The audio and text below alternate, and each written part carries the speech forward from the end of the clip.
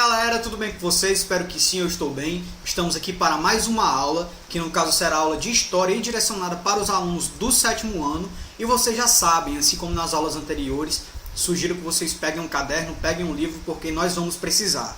Então bora lá começar a aula, mas antes disso, roda a vinheta. Anote o número. Capítulo 4, Formação dos Estados Modernos. Claro, galera, fazendo aquela contextualização inicial, né, no início de todas as aulas, a gente precisa relembrar um pouco do assunto que a gente viu na nossa primeira aula, lá na nossa segunda aulinha também, tá? Na nossa primeira aula, a gente viu o conceito de Estado e de nação, tá? Que sem dúvida nenhuma aparecem como conceitos importantes aí para a gente entender a formação dos Estados. A gente precisa entender primeiro o que é Estado. A gente precisa também fazer essa diferenciação de Estado e nação. Então a gente fez isso lá na nossa primeira aulinha. Também nessa nossa primeira aula a gente procurou entender já de fato, adentrar, né, no conteúdo sobre as bases do Estado moderno. Então essa foi a nossa primeira aula. Entender o conceito de Estado e de nação e entender também essas bases do Estado moderno. Já na nossa segunda aula, quando a gente entendeu que a base do Estado moderno também tem essas características do absolutismo monárquico, tá? A gente nessa nossa segunda aula procurou entender um pouco, né, discutir um pouco sobre esses teóricos do absolutismo, tá? Então nessa nossa segunda aula a gente procurou entender quem foram esses teóricos do absolutismo, o que eles falavam, quais as contribuições deles, né, para a estruturação dos estados. Além disso, a gente procurou entender a formação de um dos estados, né, no caso de Portugal, a formação do Estado, certo? Hoje, o nosso objetivo, nessa nossa terceira aula, vai ser entender a Guerra dos 100 Anos, tá certo? E como essa guerra influenciou na estruturação da Inglaterra e da França, tá certo? Então a gente vai entender isso nessa nossa aula, então bora lá começar. Guerra dos 100 Anos. Então, galera, de antemão, quando a gente escuta esse nome, né, Guerra dos 100 Anos, a gente começa a se perguntar, né, surge o questionamento, será que de fato essa guerra durou 100 anos, será que não? Então isso a gente vai ver já já, tá? De antemão, o que é que a gente consegue falar em relação a essa guerra, que, gente, mudou de certa forma ali a estrutura do continente europeu, tá certo? E também das partes envolvidas, principalmente Inglaterra e França. Essa guerra contribuiu também para a estruturação dos estados nacionais, tá? Principalmente em relação a Inglaterra e a França, né, como eu já falei, e que a gente vai discutir de forma mais aprofundada lá na frente, tá? E em relação ao nome, Guerra dos 100 Anos, será que de fato essa guerra durou 100 anos somente? Galera, essa guerra durou 116 anos, tá? Foi de 1337 até 1453, tá? Então foi uma guerra que durou mais de 100 anos. Tá? E como foi que isso começou? Como foi que esse conflito de fato se estruturou? O que foi que aconteceu em 1328?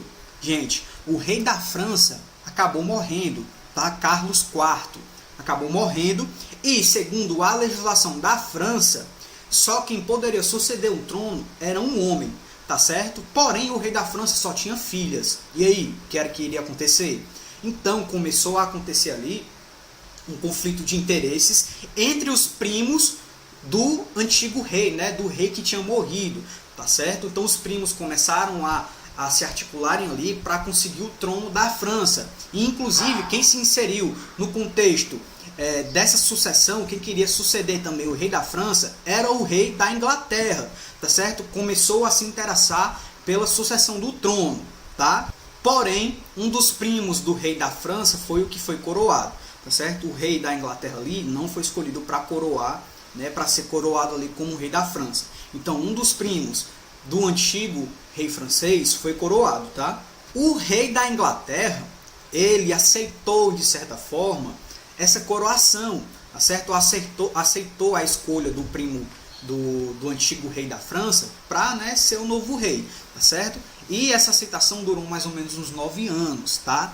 A gente sabe que naquele período ali, vocês estão sabendo agora, que a relação entre a Inglaterra e a França estava muito conturbada, tá certo? Então, a partir disso, o rei da Inglaterra começou a reivindicar o trono francês, tá certo? Então, os conflitos começaram a surgir.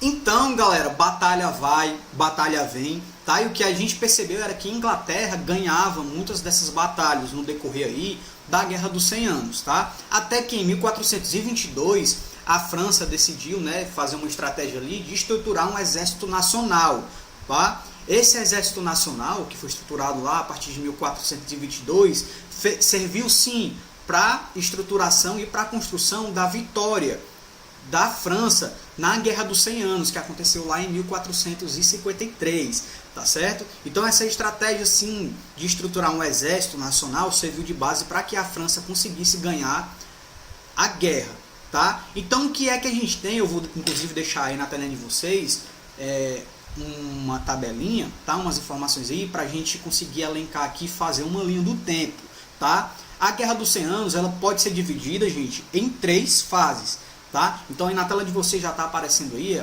as 3 fases e a gente fala um pouco mais de forma mais específica sobre a primeira fase, que teve início quando, gente? Lá em 1337 e ocorreram, né, as vitórias dos ingleses sobre os franceses, terminando com o Tratado de Paz, tá? Que foi estruturado lá em 1360. Esse período foi marcado pela chegada da peste negra, que é uma doença ali que assolou o contexto do continente europeu.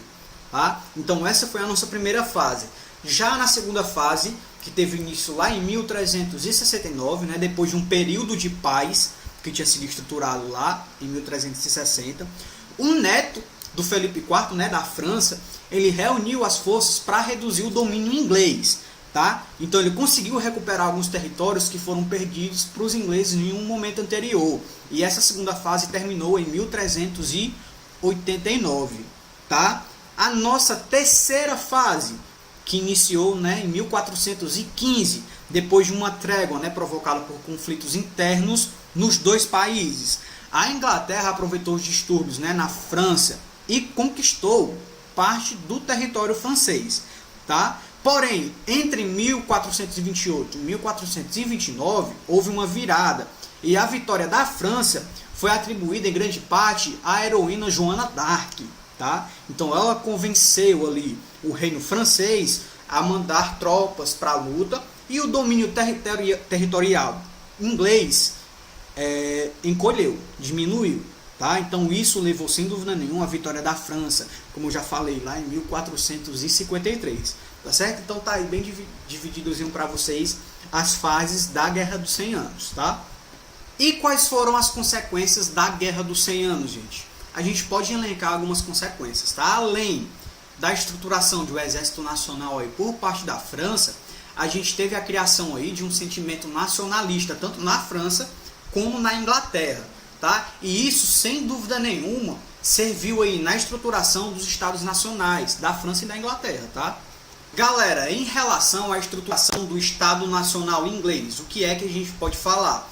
De antemão a gente consegue perceber que a estruturação do Estado inglês aconteceu diante de muitos conflitos e de muitos problemas, tá certo? O que é que a gente tem inclusive aí no século XI, com o rei Eduardo da Inglaterra após a sua morte. A gente teve a sucessão, né, do rei Eduardo lá no século XI pelo primo dele, o rei Guilherme, tá certo? Que estruturou alguns conflitos ali, lógico, para conseguir o trono do reino inglês, tá certo?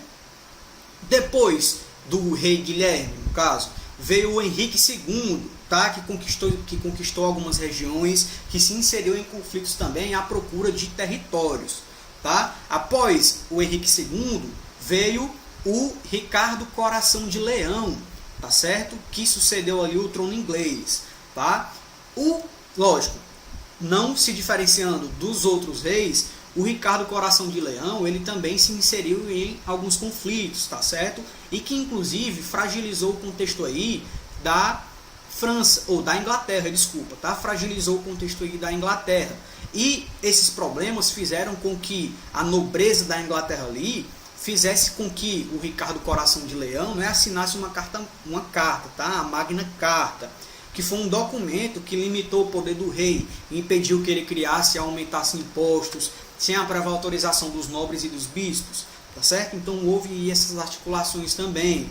O sucessor de Henrique III, quem foi? Eduardo I, que voltou né, a ter mais poder e assumiu o controle do exército, que se inseriu também em conflitos. Após o Henrique III, veio quem? Né? Após o Eduardo I, veio o Eduardo III também, que era neto do Eduardo I. Então a gente percebe que esses reis eles se inseriram sim em contextos de conflitos, tá certo? A Guerra dos 100 Anos também.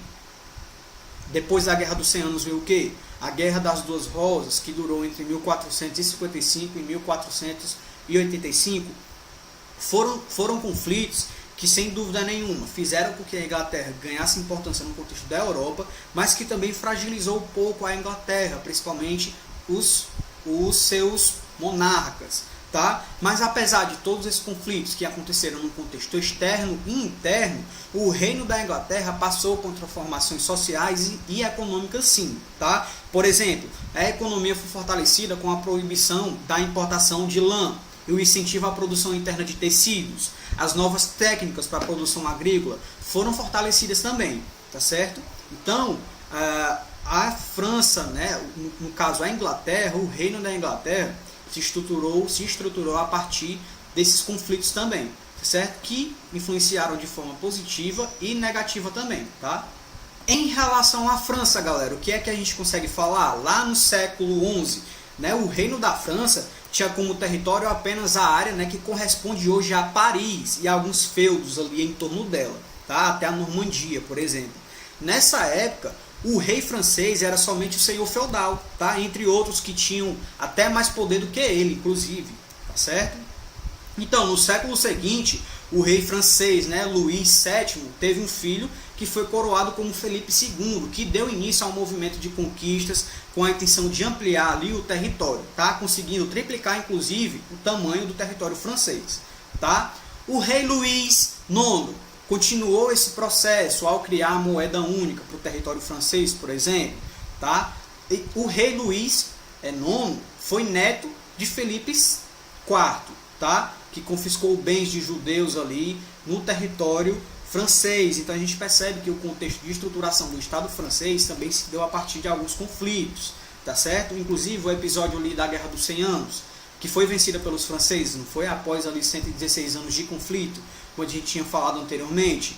Ao longo de mais de um século de guerra, a França ela foi duramente atingida pela peste negra, tá? Pela fome, pelas revoltas camponesas, que foram conhecidos como Jacquerie, tá? E também sofreu sucessivas derrotas ali no contexto de conflitos para a Inglaterra, tá certo?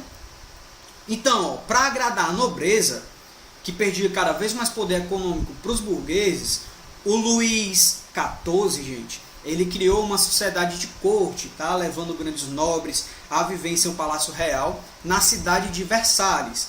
Tá? Na corte, o rei Sol, né, distribuía dinheiro, presentes, né, títulos também em troca da lealdade da nobreza. Então, a maior parte desse nobre, né, dessa população nobre, vivia dos favores do rei. Tá? Essas relações de interesse ajudaram-se a criar uma espécie de teatro de relações, ali no qual o mais importante era participar das atividades do rei e seguir as regras de etiqueta elaboradas por eles. Tá certo? Então a estruturação do Estado francês aconteceu a partir de alguns conflitos também, tá certo? Principalmente aí conflitos de interesses. Tá?